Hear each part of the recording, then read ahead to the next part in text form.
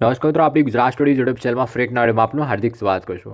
હવે મિત્રો, આ વિડીયો તમારા માટે બહુ જ ઇમ્પોર્ટન્ટ રહેવાનો છે, કેમ કે આ વિડીયોમાં એવી 10 ભરતીઓ વિશે હું ચર્ચા કરવાનો છું, વાત કરવાનો છું કે જેના હાલમાં ફોર્મ ભરવાના ચાલુ હોય, અને બીજું કે એવી કેટલીક ભરતીઓ વિશે પણ માહિતી મેળવવાને આપવાનો છું કે મિત્રો કે જે અપકમિંગ ભરતીઓ છે, રાઈટ। તો આ વિડીયો તમારા ફ્રેન્ડ્સ મિત્રો સાથે વિડીયો શેર કરી દેજો, જેથી કરીને જે પણ મિત્રોનું ફોર્મ ભરવાનું ચૂકી ગયા હોય, બાકી રહી ગયું હોય, તો વહેલી તકે ફોર્મ ભરી દેજો, બરાબર। અને અહીંયા થંબનેલમાં તમે વાંચી શકો કે 10 પાસ 12 પાસ અને ગ્રેજ્યુએટ માટે મેલ ફિમેલ માટે આ દરેક ભરતીઓની અપડેટ રહેવાની છે, તો પ્લીઝ વિડીયોને સ્કીપ કર્યા આગળ જોજો। દરેકે દરેક ભરતી વિશે આપણે વાત કરવાની છે ડિટેલમાં। વધુ ડાયસ કર્યા આગળ વિડીયોને આગળ સ્ટાર્ટ કરીએ। સૌથી પહેલાં આપણે લિસ્ટમાં આપણે રાખેલી છે, જે તમે અહીંયા જોઈ શકો, એએમસીની જુનિયર ક્લર્કની ભરતી। હવે તમને પ્રશ્ન થાય, હમણાં તો આવતીકાલે તો પરીક્ષા છે, નવી વેકેન્સી આવી ગઈ શું? તો હા મિત્રો, એએમસી જુનિયર ક્લર્કની નવી વેકેન્સી આવેલી છે અને જેનું નોટિફિકેશન જાહેર થઈ ગયું છે, ફોર્મ ભરવાના પણ શરૂ થઈ ગયેલા છે। ઓકે, લાસ્ટ ડેટ અહીંયા તમે જોઈ શકો કે 20 ડિસેમ્બર ફોર્મ ભરવા માટેની છેલ્લી તારીખ છે। કોઈ પણ ગ્રેજ્યુએટ ફોર્મ ભરી શકશે। જે અગાઉ ભરતીની જાહેરાત થઈ હતી સહાયક જુનિયર ક્લર્કની, એ ભરતીમાં પર્સન્ટેજ રિક્વાયરમેન્ટ હતી કે તમારા 60% હોવા જોઈએ, પરંતુ આ ભરતીમાં એવું ક્યાંય નથી। તમે ફક્ત ગ્રેજ્યુએશન ગમે તેટલી ટ્રાયલમાં પાસ કર્યું હોય, તમે આનું ફોર્મ ભરી શકશો। એજ લિમિટ તમે જોઈ શકો, 21 થી 40 વર્ષના કેન્ડિડેટ આમાં ફોર્મ ભરી શકશે। બીજું, આમાં તમારે કેટેગરીનો લાભ પણ તમને મળશે, જે ઉંમરમાં છૂટછાટ મળતી હોય છે વધારાની, તો એ લોકો પણ ફોર્મ ભરી શકશે। એક્ઝામ ફીની વાત કરીએ તો તમને ખ્યાલ હશે કે 250 થી 500 રૂપિયા આમાં એક્ઝામ ફીઝ લેવામાં આવતી હોય છે મિત્રો। અનરિઝર્વ માટે 500 રૂપિયા એક્ઝામ ફી રહેશે, બાકીના 250 રૂપિયા કેટેગરીને રહેશે। એક્ઝામ ડેટની વાત કરીએ તો મિત્રો, એક્ઝામ છે આની એક્સપેક્ટેડ એક્ઝામ તમારી માર્ચ એપ્રિલ મંથમાં લેવાશે, કેમ કે આના પછી તરત બોર્ડની એક્ઝામ આવેલી છે। હવે બોર્ડની એક્ઝામ પછી જ આની એક્ઝામ કન્ડક્ટ થઈ શકશે। સેલેરીની વાત કરીએ તો 19,000 બેઝિક પે આપેલો છે। ઇન હેન્ડ તમારી સેલેરી આપણે જોઈએ તો ઇન હેન્ડ તમારી 25,000 પ્લસ સેલેરી બની શકે છે આમાં, ઓકે, જુનિયર ક્લર્કમાં એએમસી।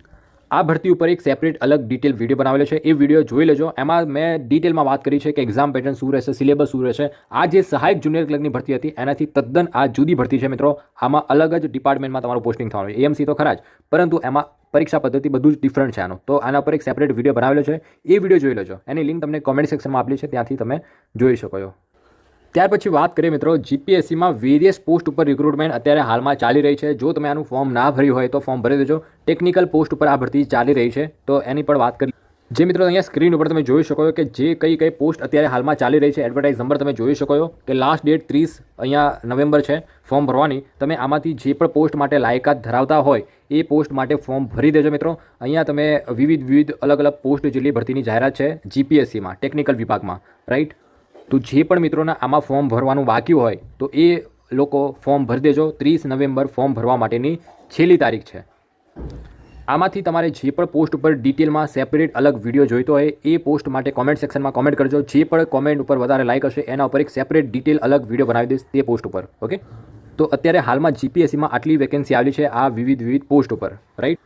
ત્યાર પછી આપણે વાત કરીએ મિત્રો કે ઘણા બધા લોકો પૂછતા હોય છે કે જીપીએસસી કેલેન્ડરનું શું અપડેટ છે। તો મિત્રો, જીપીએસસી કેલેન્ડરનું પણ અપડેટ આવી ગયેલું છે।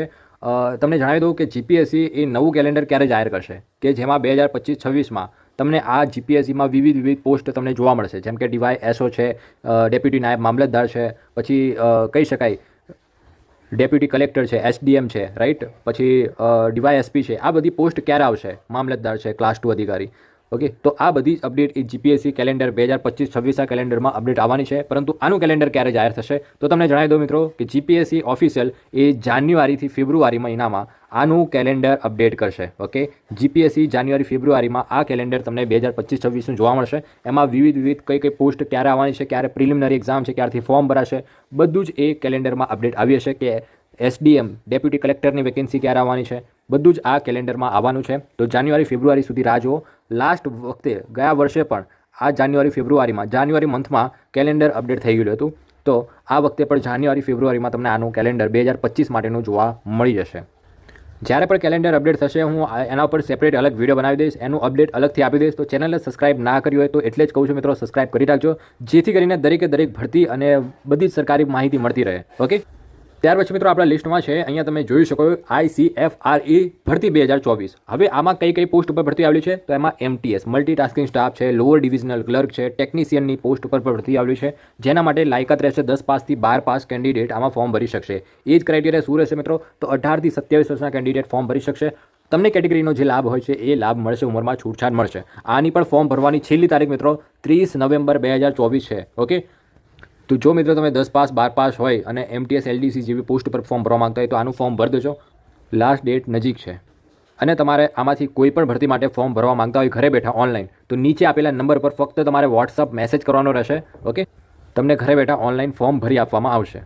આ એનું ઓફિશિયલ નોટિફિકેશન છે, તમે અહીંયા વાંચી શકો છો. Institute of forest genetics and tree breeding. Okay, એનું ફૂલ ફોર્મ છે, તમે અહીંયા વાંચી શકો છો. આ એનું ઓફિશિયલ નોટિફિકેશન છે. તો 30 નવેમ્બર ફોર્મ ભરવા માટેની છેલ્લી તારીખ છે. રાઈટ મિત્રો, તો આના ઉપર એક સેપરેટ અલગ વિડીયો જોઈતો એક્ઝામ પેટર્ન સિલેબસ ઉપર, તો વિડીયો બનાવી દઈશ. કોમેન્ટ સેક્શનમાં કોમેન્ટ કરજો. ત્યાર પછી મિત્રો જબરજસ્ત ભરતી છે આર્મીમાં. ઓકે, આર્મીમાં ભરતી છે પરંતુ નોન ટેકનિકલ પોસ્ટ ઉપર ભરતી છે, જેમ કે સિવિલિયનની પોસ્ટ ઉપર છે, જેમ કે MTS છે, પછી જુનિયર ઓફિસ આસિસ્ટન્ટ છે, પછી ટ્રેડ્સમેન છે. આવી ભરતી છે મિત્રો, અને એમાં પણ 10 પાસ 12 પાસ ફોર્મ ભરી શકશે. કુલ 723 પોસ્ટ આપેલી છે અને એમાં પણ ખાસ કરીને આર્મીમાં છે. રાઈટ, તો આમાં સેલેરી તમને ખૂબ સારી સેલેરી મળતી હોય છે. સેલેરી વધારે મળશે આમાં, કેમ કે આમાં તમને MSP પણ મળતું હોય છે, મિલિટરી સર્વિસ પે.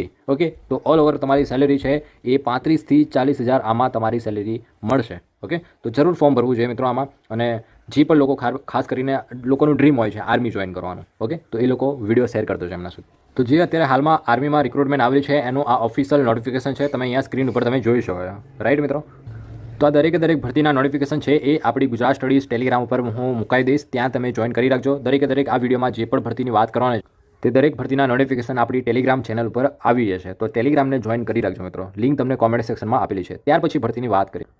ત્યાર પછી જબરજસ્ત ભરતીની વાત કરીએ તો FCAT. તમને નામ તો સાંભળ્યું હશે, FCAT. એનું ફૂલ ફોર્મ થાય છે air force common admission test. 2025 માટેનું નોટિફિકેશન જાહેર થયું છે. આ જે રિક્રુટમેન્ટ છે, ભરતી છે, એ વર્ષમાં 2 વખત થતી હોય છે. FCATની 2 વખત નોટિફિકેશન ભરતી આવતી હોય છે, જેમાં ટેકનિકલ અને નોન ટેકનિકલ કેન્ડિડેટ ફોર્મ ભરી શકશે.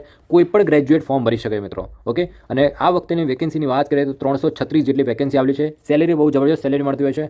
1 લાખ પગાર તમારે જોઈતો હોય તો આમાં ફોર્મ ભરી શકો છો. અને ઘણા બધા લોકોનું ડ્રીમ હોય છે કે પાયલોટ બનવાનું, તો આના થ્રુ પાયલોટ પણ બની શકે છે એરફોર્સમાં.